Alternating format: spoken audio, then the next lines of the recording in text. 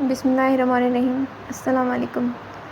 Social studies class 7th में chapter 3 की heading है main agriculture products of the Muslim world.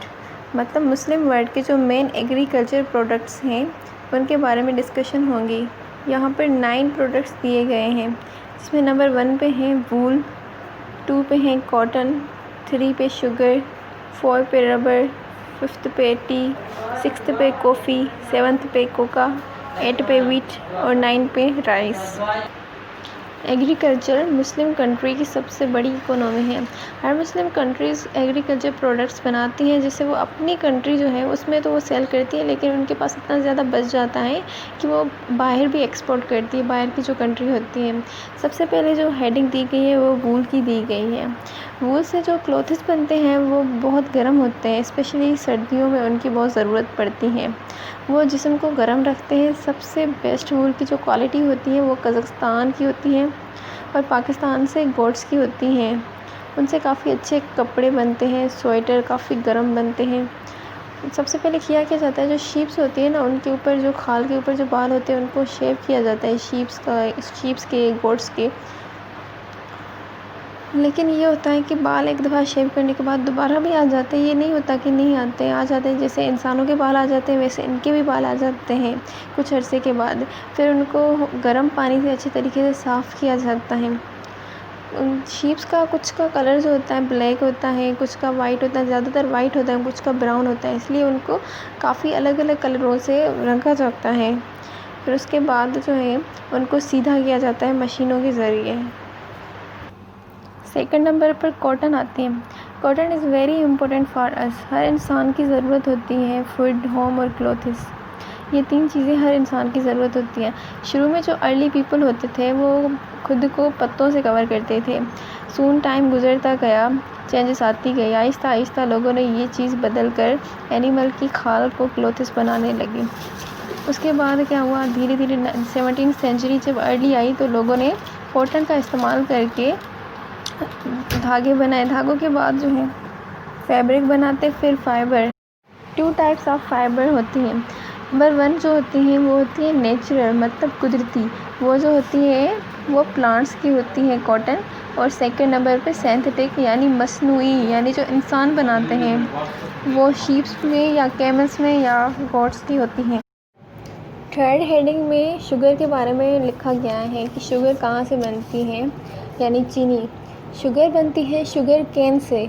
Sugar cane means कमंद। कमंद का जो juice होता है उससे बनती है शुगर। शुगर केन के काफ़ी फ़ायदे होते हैं। उससे आयरन मिलती है, कैल्शियम मिलती है, मैग्नीशियम मिलती है। उस जूस में काफ़ी एनर्जी होती है। जूस को बॉयल करके वाटर के साथ उसकी स्टीम की जाती है, कुछ केमिकल मिलाए जाते हैं। उसके बाद वो शुगर क्रिस्टल्स जो होते हैं ना, शुगर क्रिस्टल्स, फिर वो बन के निकल के आ जाते हैं। पाकिस्तान 3.5% जो है वर्ल्ड ये शुगर प्रोड्यूस करता है। और फोर्थ हेडिंग में है रबर। रबर के काफ़ी फ़ायदे होते हैं उसके, मतलब हम जैसे कि टायर्स होते हैं वो रबर से बनते हैं। काफ़ी सारी चीज़ें होती हैं जो रबर से ही बनती हैं। रबर भी एक मेन ऑक्यूपेशन है मुस्लिम कंट्रीज़ की।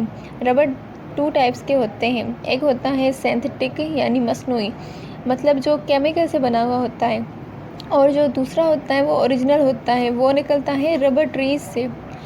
रबर ट्रीज़ जो होती हैं बेसिकली फॉरेस्ट में मिलती हैं। साउथ के 19th सेंचुरी के साइंटिस्ट ने कुछ सीड्स ग्रो किए जिनसे एक केमिकल निकलता था। उस केमिकल को बॉयल करने के बाद वो काफ़ी सॉफ्ट की रबर की शेप में आ जाते थे।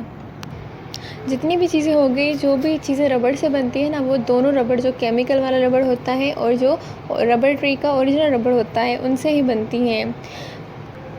सबसे ज़्यादा श्रीलंका, मलेशिया और इंडोनेशिया रबर ट्रीज़ जो होती है ना, वहाँ से फिर रबर प्रोड्यूस करती हैं। उनसे फिर जो चीज़ें बनती हैं। 5th नंबर पर टी का ज़िक्र किया गया है, मतलब चाय का ज़िक्र किया गया है।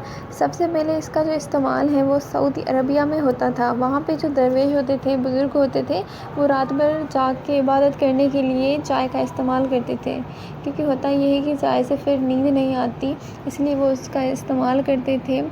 सबसे पहले उसको चाइना में ग्रो किया गया था। वो जो टी लीव्स थे उस टी लीव्स को एक्सपर्ट्स जो होते थे वो उनको वहाँ से तोड़ के उससे फिर टी की शेप में लाते थे। फिर वो दुनिया भर में एक्सपोर्ट होती थी, चाइना से लेके फिर चाइना, फिर इंडिया, फिर पाकिस्तान, हर जगह मौजूद होती हैं। और ज़्यादातर शौक़ से जो पी जाती हैं वो इंडिया और पाकिस्तान में ज़्यादा पी जाती हैं। 6th नंबर पे हेडिंग में दी गई है कॉफ़ी। कॉफ़ी भी एक बहुत वैल्यूएबल प्रोडक्ट होती है। सबसे पहले सोमालिया में डिस्कवर हुई थी। कहा जाता है कि एक शेपर्ड था, अपनी बकरी को घास खिलाने के लिए वो इधर उधर फिर रहा था। फिर एक जगह उसको एक पौधा नज़र आया जिस पे कॉफ़ी बीन्स थे। वो खाकर उसकी बकरी जो है मतलब उसको एनर्जी आ गई, वो चुस्त हो गई। तो उसके बाद फिर जो है कॉफ़ी का इस्तेमाल होने लगा। कॉफ़ी का इस्तेमाल एनर्जी के लिए भी किया जाता है कि उससे काफ़ी एनर्जी मिलती है। मुस्लिम कंट्रीज़ जो होती हैं 15% मुस्लिम वर्ल्ड जो है प्रोड्यूस करती हैं कॉफ़ी को। 7th हेडिंग में कोका का ज़िक्र हुआ है। आप सब लोगों को पता है कि चॉकलेट क्या होती है लेकिन शुरू में चॉकलेट कहाँ से बनी थी? वो बनी थी कोका से।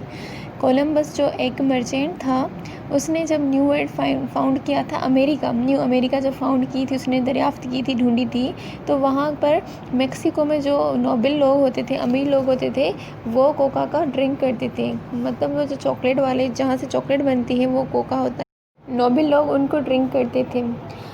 17th सेंचुरी जब आ गई तो 17th सेंचुरी के बाद ही जो पॉपुलर लोग थे आहिस्ता आहिस्ता मतलब उसको ड्रिंक के बजाय उसको मतलब चीज़ों में इस्तेमाल करने लगे। जो स्वीट्स बनने लगे उसमें इस्तेमाल करने लगे। ज़्यादातर जो है अफ्रीका में और साउथ ईस्ट एशिया में ग्रो होती हैं। इंडोनेशिया और मलेशिया 18% कोका प्रोड्यूस करती हैं।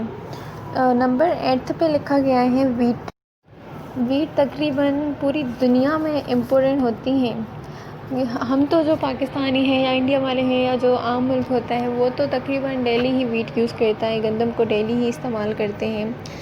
वो काफ़ी इम्पोर्टेंट होती है। ये ज़्यादातर ग्रो वहाँ होती है जो टेम्परेट लैंड्स होते हैं, जैसे कि पाकिस्तान हो गया, जहाँ पर गर्मी ज़्यादा होती है, वहाँ पर ये आसानी से ग्रो हो जाते हैं। पाकिस्तान और तुर्की में तकरीबन इतनी होती हैं वीट की, वो अपनी कंट्री को तो दे ही देते हैं लेकिन उनके पास इतनी ज़्यादा बच जाती है कि वो बाहर भी एक्सपोर्ट करते हैं। जो दूसरी कंट्रीज़ होती हैं वहाँ पर भी वो एक्सपोर्ट करते हैं, वीट को सप्लाई करते हैं। 17% मुस्लिम वर्ल्ड प्रोड्यूस करता है। देन नंबर 9 पे आते हैं राइस। राइस का इस्तेमाल भी सबसे ज़्यादा जो है और सबसे ज़्यादा जो ग्रो होती है राइस वो भी मतलब यहाँ पर ही होती है, टेम्परेट लैंड में ही होती है। राइस को ग्रो करने के लिए जो ज़मीनें होती हैं उसको ज़्यादा हीट ज़रूरत होती है और ज़्यादा पानी की ज़रूरत होती है।